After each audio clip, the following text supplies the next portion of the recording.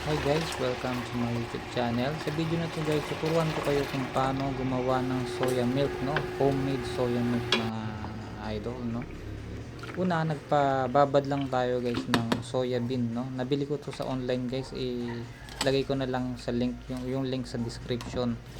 Bali overnight lang natin siya binabad, tapos ganito na siya itsura niya. Lumaki yung mga soya beans natin, ayan.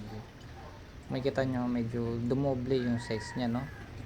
So yan, pag ganyan overnight lang ibabad, tapos ayan i-blender na natin guys, no?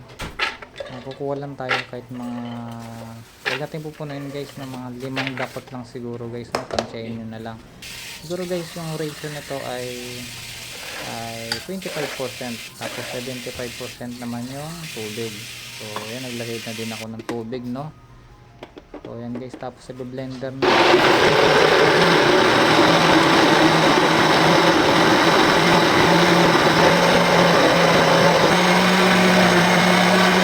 yung mga beans, no?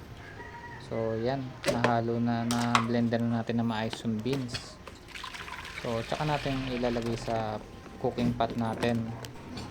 So yan na guys, nalagay na natin. Tapos magre-ready lang tayo guys na ito, nung cheesecloth yung tawag dyan guys, no? Tapos lalagay na natin dyan guys yung blender natin na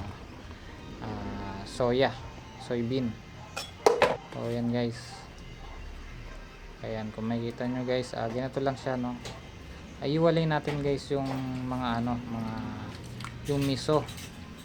So ito kasi guys, yan tong matitira na to na nasa cheesecloth, ito na yung tinatawag na miso, no? Ito yung nilalagay nyo kapag nagsisinigang sa miso kayo.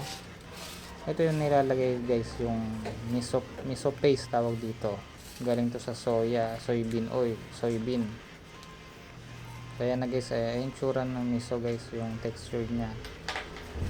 Pwede natin ito magamit guys pag nagsinigang sa miso tayo. So ayun, kulo natin. So nagano pa ako dyan guys, ipo-forward ko na lang yan. So yun, diretso na pakulo guys, no? So once na nasalan nyo na yung miso, ayan, papakuluin na natin yun guys. Ayan, tatanggalin din natin yung bula. So ang pagpapakulo nito guys, nasa 15 to 25 minutes lang, no? So kailangan halo-haluin nyo. Yun, sasalin natin sa another pot kasi nagkakaroon siya ng sunog sa ilalim dahil do sa iba pang mga yan katulad nyan, yung mga latak-latak guys. Ayan, yun, nagkukos siya ng sunog, kaya dapat isasalin nyo agad sa another pot mga ilang minuto, no? So yan, tsaka natin pakukuloyin ng pakukuloyin, pero syempre dapat halo-haluin nyo pa rin guys, no? Hanggang sa maluto, 15 minutes. So ganito na lang guys yung video natin. Maraming salamat sa panonood. Sana may natutunan kayo sa video na to kung paano gumawa ng soya milk. So, maraming salamat guys. Subscribe lang at like and share kung may natutunan kayo sa video na to.